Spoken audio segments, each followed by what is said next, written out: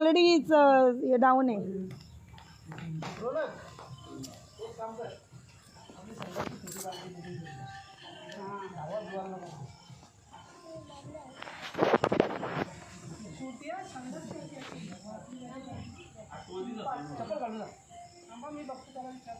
सगळेजण शूटसाठी रेडी झालेले आहेत.